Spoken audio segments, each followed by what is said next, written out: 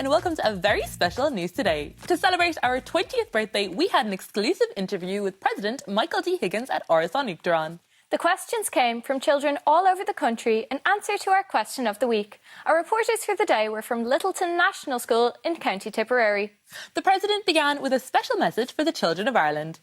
An important thing is a friendship, and to make sure that there's no one left without friendship and that people are belonging. We'll all do individual things then past that, but I think the friendships that you make will in fact always be great memories. And it's just that is so important. And don't be, and also as well as have the courage to stand your own ground and let other children be allowed the space of standing their ground too, because none of us are the same. We're all unique, but at the same time, we have a lot going for us. And I would say to Martha Shatova to come home, I am very anxious. The hope of the Irish language is with the young people ours, and to actually speak the Irish in a way that gives you pleasure. There's no way of whatever bits of it you have, use it, and don't be worried about. We're not aiming for the Nobel Prize. We're just playing the language that was our own language from the very beginnings, thousands of years ago. What was your favourite sport when you were in school? My favourite sport was probably handball on my way home from school. When I was primary, it was probably hurling.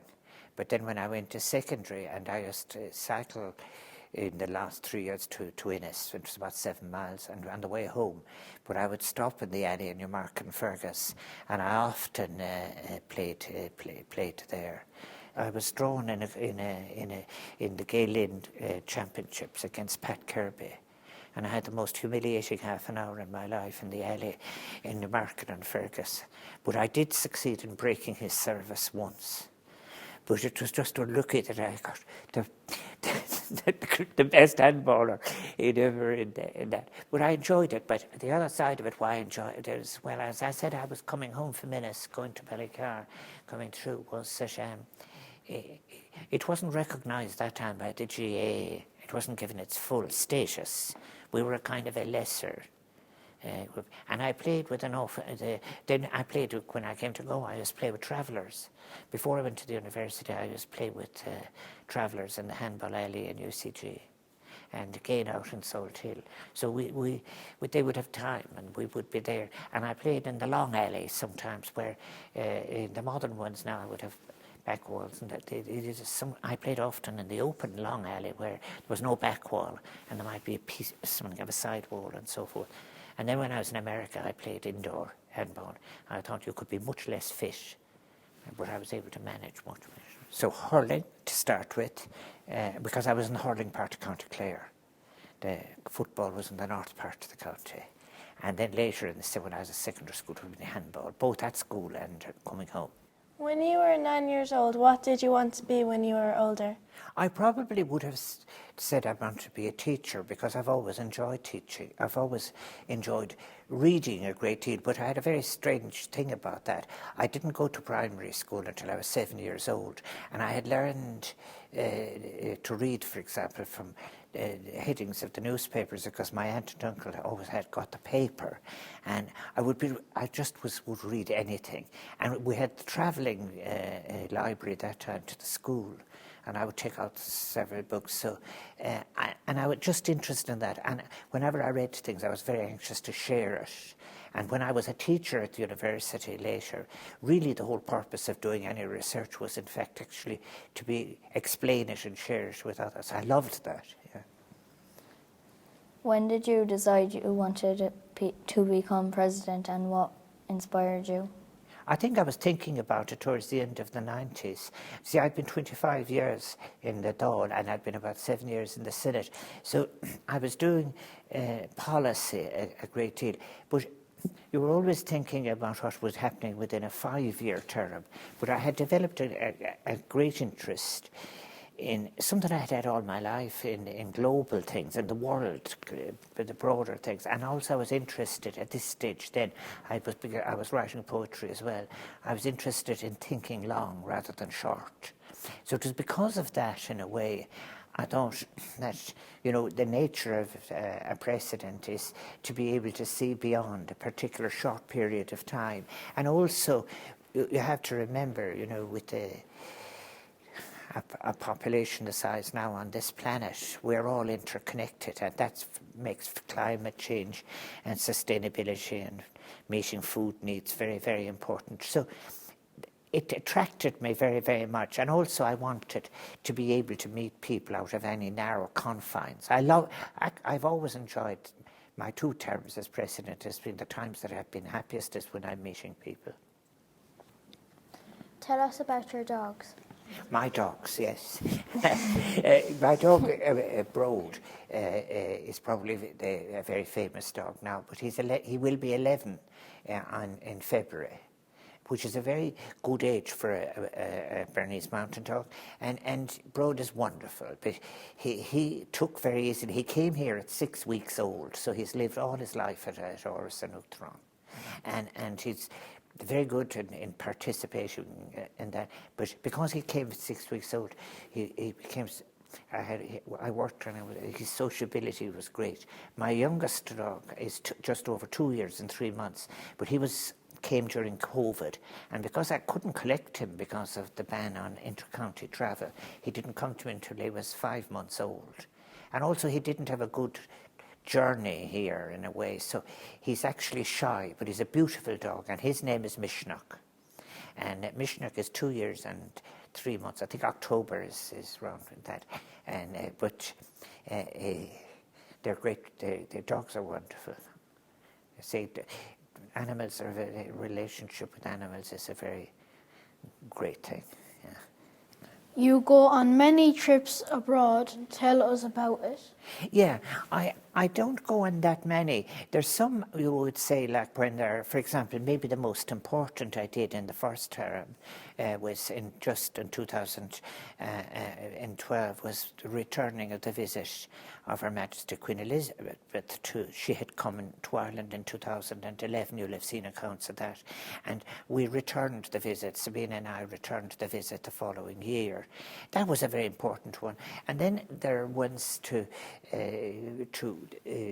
formal visits of exchanges. For example, you would have people, they in good times they would be about 2 a year. For example, we'll be welcoming the President of Malta and Sabina and I in a few weeks' time, and we then would return these visits. So there are a number like that. But then the one I'm going to now, for example, next week is one dealing with food security and world hunger.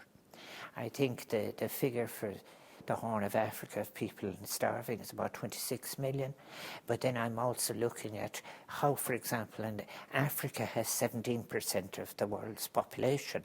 And I believe that Africa and South America are the continents that are going to be the most important in terms that they're the largest populations and they have the biggest challenges. And if we're to achieve new kinds of economy and ecology and justice and food production, these are very important countries. So I'm going to Senegal on the west coast of Africa. I have been in my previous life in the desert in the north, and I have been in East Africa and South Africa. For example, I was on the anti-apartheid committee in the time of apartheid, but this would be my first visit to West Africa, and I'm reading a paper on the future of food security and the structural reasons for famine. You know, I was in Somalia during the famine in 1992. So these are the ones. It's a mixture. I very much, and from once I was a child, really, I was interested in the map of the world. But it's so important now that we're all so connected, and what we do here is important everywhere else, and what we have to take other people's vulnerabilities into account. That's one of my longer answers now. Now. You have had many standout moments during your term in office. Have you a favourite? I find it difficult to pick one out because there's no doubt whatever that a very dramatic moment for Sabina and I, and an emotional one, was when I was being inaugurated in Dublin Castle, and I gave a speech that set out what would be my agenda for the term of the presidency. So that's one. But then it depends on other circumstances. The visit, for example, of the Magdalene women here to Áras an Uachtaráin, and the enjoyment they got out of spending the afternoon, that was very, very important. And then there are wonderful times when there are communities. I remember going to Clonakilty, for example, and one of the places like that. Or again, when for example, a very moving one for me was the week I spent in Creaslow with the people who had suffered that terrible damage in their community, and they'd had 8 funerals, and there was a great deal of grief. But that's the part, actually, I have found most personally satisfying, is where I can identify with people in a very natural way. Yes, I do the formal ones as well, and obviously, when I've been doing something like the state visits, I have to dress up a bit, yes. Well, I'm not nothing wrong with the way I'm dressed now either, but there it is. What's your opinion on homework? Homework, oberbalia. Now, I think for myself that really the time at home and the time in the school is an educational experience, and it should get finished in the school, and people should be able to use their time for other creative things. You know, I don't think. One of the things that's changed a bit. In my time, you'd be heading off with big bags of books and everything. You were like a carrier of things. But now it's changed a bit. No, I think that should, as much as possible, should happen in the school. And I think it's more relaxed than it used to be. Although I had a very good experience at primary school. I've written about it. It was a single room school with the master taking the classes above 3rd class facing one way, and Miss Hastings facing the other way with the junior classes, and it was all one room. But I actually have great memories of it, because and in the summertime, William Clune would bring the people out of the thing out and we used to do the kind of the history of the things from hills and all around the place. And it was very good. Yeah. Secondary school, I have a mixed view of myself of it. Although I was technically very successful at it, I'm not sure that it was as relaxed. What is the biggest change for children today compared to when you were a child? The biggest change is, I suppose, without doubt, it is technology, and it presents its own problems. When I was a teacher at the university, even, for example, I was still using blackboards and chalk and so forth, and there was nothing wrong with that at all, except that you had to turn your back occasionally. But I never actually did it cut with might put a diagram or something, you know, when I was teaching. Different times I have taught economics, sociology and politics. But the biggest change now without it is the responsible use of phones. I actually think the present young people in Ireland have a great value on friendships. I think they're going to be much better at it than my previous generation or previous ones, because they value it. But that means that, for example, it is tragic if there is an abuse of phones for bullying or for abuse of images and that. And I spoke about this when I was speaking to the young scientists in technology. I speak about it nearly every year, about the appropriate use. So I think as well, the other side of it, which is important, is there's a great deal of, it is important that you can make changes in your life. Maybe the most important thing I would say about myself, there were several times in my life when I had no idea where I would end up. For example, my biggest thing in primary school was I was very interested in learning. Then in secondary school, at time there were very, very few people would go to 3rd level. And I worked as a clerk in the ASB in Galway for 2 years. And then I was interested in writing, and then I got borrowed money, and then I got a scholarship, and then I went to England, and then I came back, and then I became a teacher. But there were several times. Then at that time, it was only at the end of the 60s that I decided I was very interested in what I saw was change in politics, and then I became a politician, and so I was. Then it was later again, it occurred to me in many ways that I wanted to move out of the narrow frame and go a bit wider, and I became president. And I keep saying that to people. There were many times when I remember wondering, they were quite challenging in relation to depression as well. And I said, what you do is you keep going, and you keep preparing yourselves for new circumstances, and that's very important. And I try to, if ever I write a biography, it would be for the own principal purpose, it would be to encourage people not to be overcome by any obstacles. What kind of country would you like Ireland to be in 50 years from now?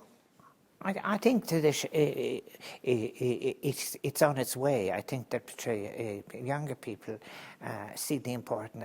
Like it to reconnect its connection with nature. I think we're well on our way to do that, but we have to be very careful. That's why being climate change and consumption pattern, one of the things that might when I think about it myself, that where we are now in Dublin produces 800,000 tonnes of wasted food every year. And at the same time, I'm going off next week to Senegal, to where people, for example, have shortages of food. Or I had been in Somalia some years ago, where in fact there was a famine and so on. So I think that people are well on the way.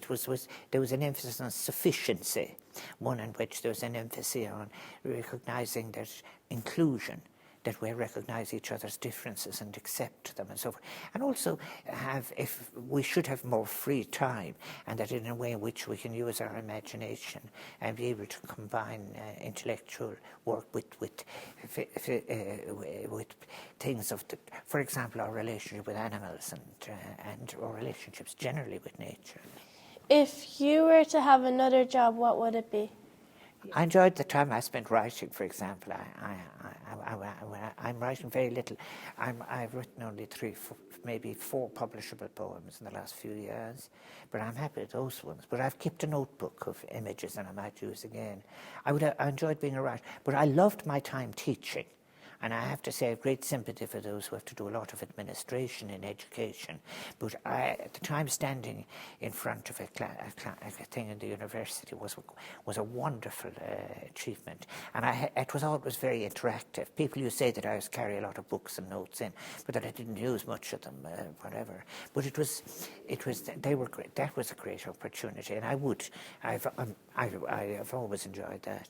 And that's an important thing, I think, as well. That everything that gave me the most pleasure and I was performative, really. You know, when you were doing it, you'll find that yourself, that after you've broken the ice and given your first speech, during the first recital or anything like that, it's life-changing. Codé an focail is fearr leat a scoilge. Tá sin anna Jack ar fad. Béidir saolaíocht, which is imagination. Yeah. And maybe others words I use the word deliberately, bannacht, as I'm finishing my letters. And I use the word bannacht because of what John O'Donoghue, the theologian, told me one time about it, is that the offering of a blessing shouldn't be confined to priests. Or not, in many cases we should be able to bless each other. So bannacht lat, no. And then occasionally, if I'm writing to intimate friends, it would be le grand mort or something like that, yeah. What was your favourite subject in school?